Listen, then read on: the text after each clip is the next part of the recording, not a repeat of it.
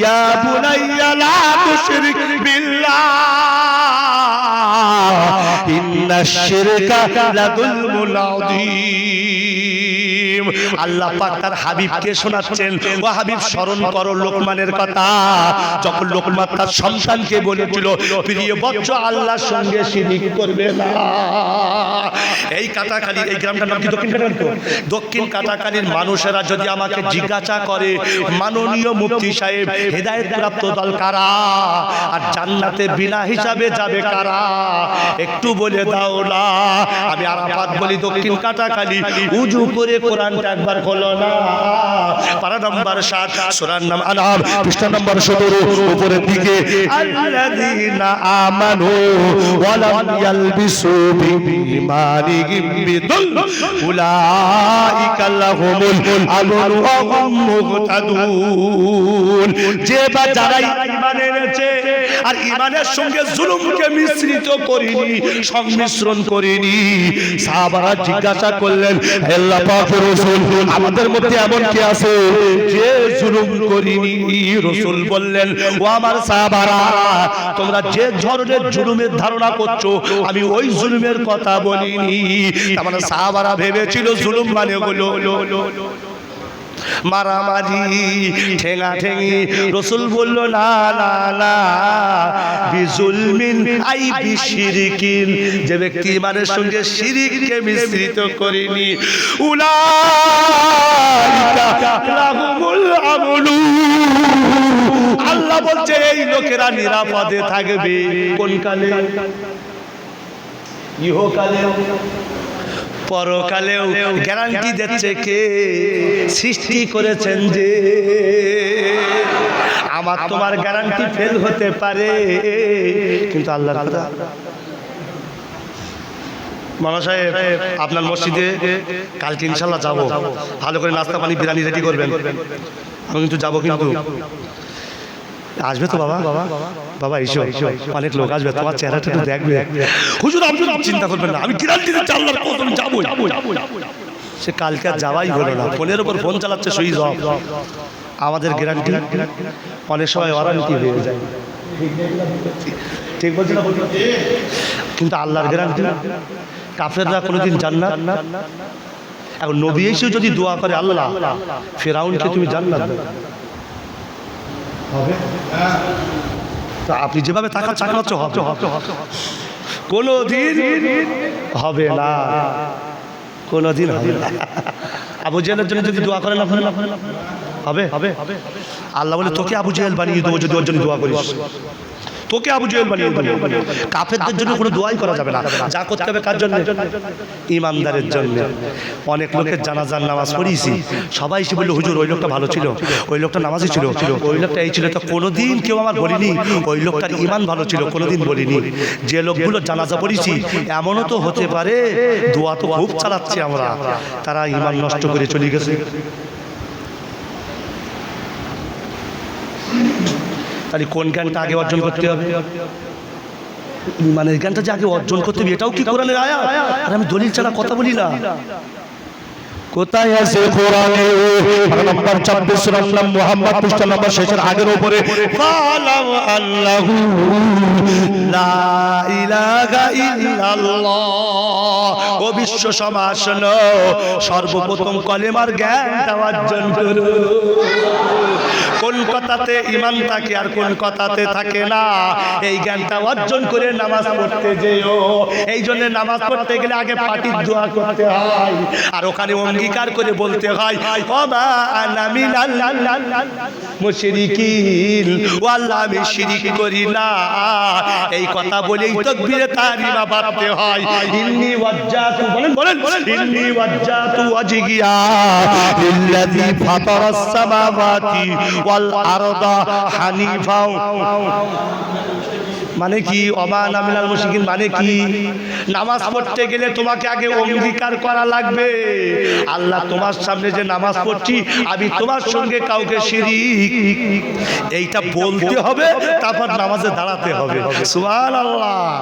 আল্লাহ সব গুনাহ ক্ষমা করবেন, কিন্তু শিরকের গুনাহ ক্ষমা করবেন না। বলে হুজুর নমুনা কোরআন পড়ো না, কোরআন নাম্বার 5 নম্বর পেছনে 5 উপরে ইন্নাল্লাহা লা ইয়াগফিরু আন ইউশরাকা বিহি ওয়া ইয়াগফিরু মা দুনা যালিকা লিমান ইয়াশা। সব গুনাহ ক্ষমা করা হবে, শিরকের গুনাহ ক্ষমা করা হবে না। ও নবী, তোমার পূর্বে যত নবী চলে গিয়েছে সকলকে বলেছি শিরক তোমরা করবে না, আর আজকে তোমাকেও বলছি লাইন আশরাকতা লা ইয়াহবাতান্না আমালুকা ওয়া লা তাকুনান্না মিনাল খাসিরিন।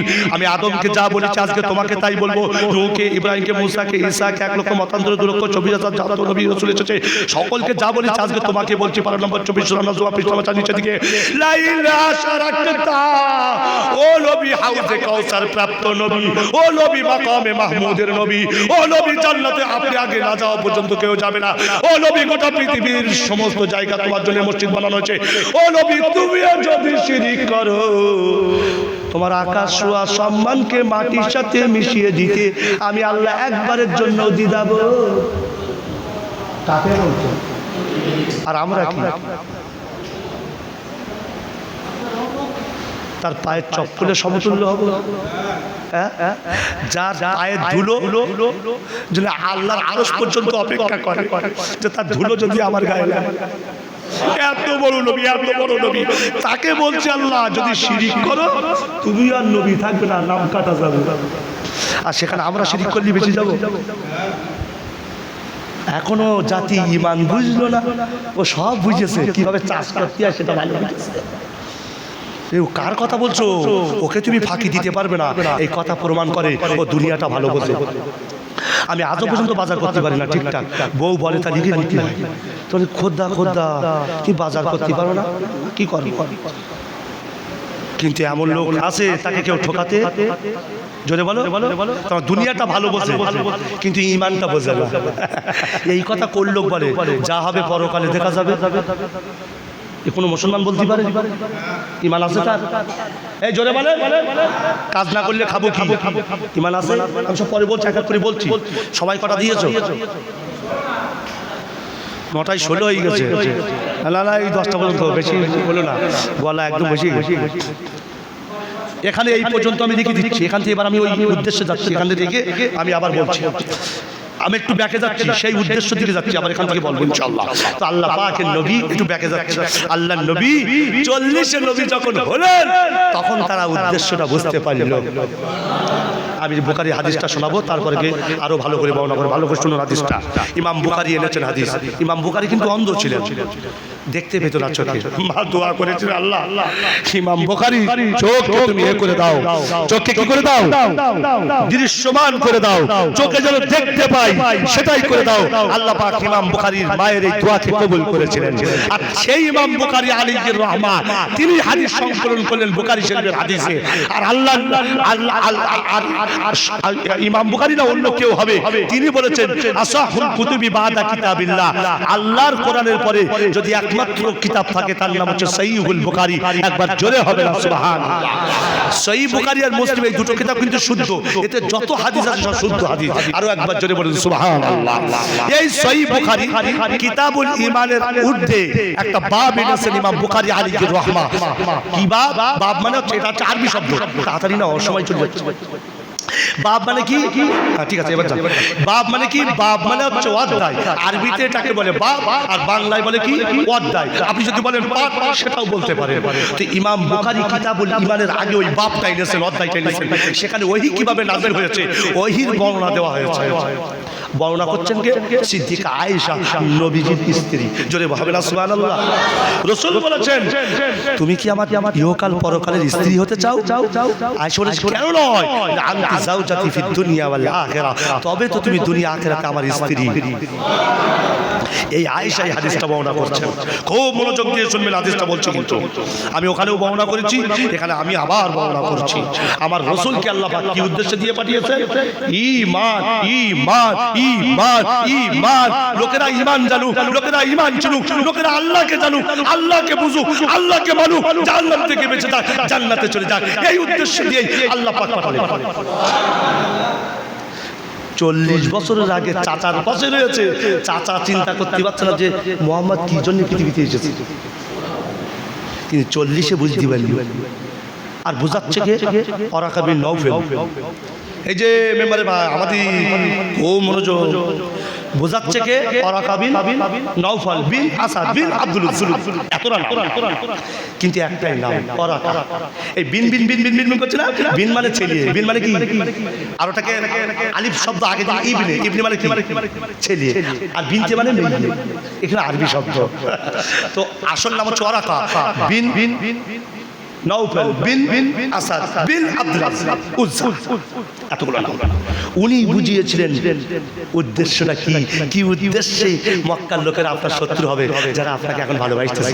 ওই ওই আবু লাহাব আমার নবীর জন্মগ্রহণ করার কারণে, পৃথিবীতে আসার কারণে এই খুতবাতে এসেছে, যে খুতবাটা আমাদের ইমাম সাহেবরা পড়ে, বিলাদাতি সাআদাতি, তার জন্মগ্রহণের কারণে দাসী সুয়াইবাকে আজাদ করে দিয়েছিল। খুতবাতে আসেনি মাওলানা সাহেব? তাই ইয়াউমুল ইসনাইন মানে হচ্ছে সোমবার, ওই দিনটা তার আযাবকে মাফ করে দেওয়া হয়। তার মানে বোঝা গেল আবু লাহাব কিন্তু একটা সময় নবীর উপর খুশি ছিল, তো শত্রু কখন?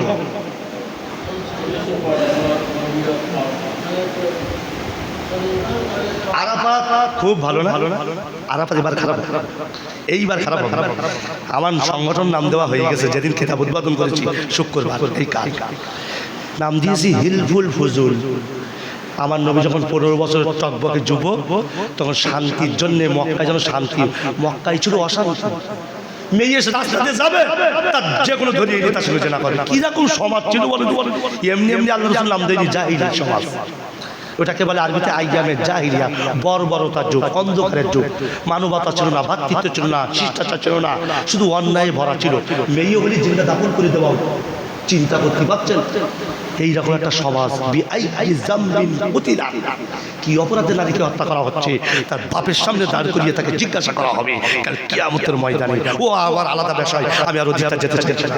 যাই হোক, তো যে কথা আমি বলছিলাম, ভালো মনোযোগ দিয়ে, তো 40 বছর পর্যন্ত তারাই তো সবাই ভালোবাসলো, আর এখন তারা খারাপ হলো কেন? নবী খারাপ হলো কেন? আরাফাতও খারাপ হবে। আরাফাত যখন ঈমানের কথা বলবে, আরাফাতও খারাপ হবে। ইমামদের কাছেও হবে, জনসাধারণের কাছেও হবে, নেতাদের কাছেও হবে। কেন? সবার জন্য ধুইয়ে দিছি একদম কিতাবে, কারণ মুখের দিক তাকাই যে এইটা লিখলে কিতাব যখন পড়বে তো মাওলানা সাহেব ওইটা লিখলে কেন গো, এটা লেখাচ্ছে আমার ঠিক হয়নি, উনি কি মনে করবানি, এই কি মনে করবানি, এই মনে করি আমি লিখিনি। আমি লিখেছি ইমান বাঁচানোর জন্য। একবার জোরে হবে না? বহুদিনের স্বপ্ন ছিল ইমানের উপরে একটা বই লিখবো, আল্লাহ সেই স্বপ্ন পূরণ করে দিলেন। আরো একবার চলে হবে না সুবহানাল্লাহ, নারায়ে তাকবীর। আল্লাহ পাক যেমন উদ্দেশ্য বলে দিয়েছেন, ঠিক তেমনি ভাবে আল্লাহর একজন বান্দা মুসলমান হতে পারেনি, ইহুদি থেকে খ্রিস্টান হয়ে গিয়েছিল। উনি ইব্রানি ভাষায় লিখতে পড়তে জানতেন। সহিহুল বুখারীর বাইনা সতর 2 লাইনের মাঝখানে লেখা রয়েছে সাহিবুস সিররি, তিনি গোপন তত্ত্ব জানতেন, তিনি তাওরাত জানতেন, তিনি ইনজিল জানতেন। এমন একজন ব্যক্তি যিনি ছিলেন খাদিজার চাচাতো ভাই, তার কাছে নিয়ে যাওয়া যখন হয়েছিল, উনি বর্ণনা করলেন উদ্দেশ্যের কথা জোরে হবে না সুবহানাল্লাহ। এই ব্যাখ্যা বুঝতে গেলে আপনাকে আগে বুঝতে হবে, কারণ সর্বপ্রথম যখন ওহীটা আসে জিবরাইলের মারফতে আসেনি। এটা অনেকের ভুল ধারণা। অনেক উলামা বলে জিবরাইল ওহীর মাধ্যমে ওহী করেছে, না, প্রথম ওহী জিবরাইল মারফত হয়নি, এটা আমি গ্যারান্টি দিয়ে বলতে পারি। প্রথম ওহী হয়েছে স্বপ্ন। আর নবী যে স্বপ্নটা দেখতেন বাস্তবে মিসলা ফালাকি সুবহি, প্রভাতের সকালে না সব প্রকাশ হয়ে যেত।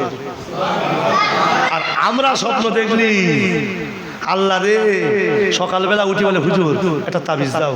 কেন? ঘুমের ঘরে বাঘ যেন খেয়ে ফেলছিল। আমি বলছি এখনো খাইনি তো, তুই তো বেঁচে আছিস, তো এখনো খাইনি, তো যদি খেতে তুই আমার কাছে আসতিস। না হুজুর, প্রত্যেক দিন রাত্রে ওই ভূত, ওই পেতনি, ওই বাঘ আনতে তো উজু করি। বলে হুজুর উজুর কথা বলছেন, পেশাব করে পারি না। তো ভাগ্য ভালো, এখনো তোর খাই না। পেশাব করে যদি পানি না নাই, কোন শয়তান আসবে তাড়াতাড়ি বলেন। রসুল বলেছেন যখন কোনো ব্যক্তি উজু করে শোয় তখন তার পাশে একজন ফেরেশতা থাকে, আর যখন বিনা উজুতে যাই তখন শয়তান বসে থাকে। আর শয়তানের যা কাজ শয়তানি তো করবে, ও কি ভালো কাজ করবে? ফজরের নামাজে যদি কাজা।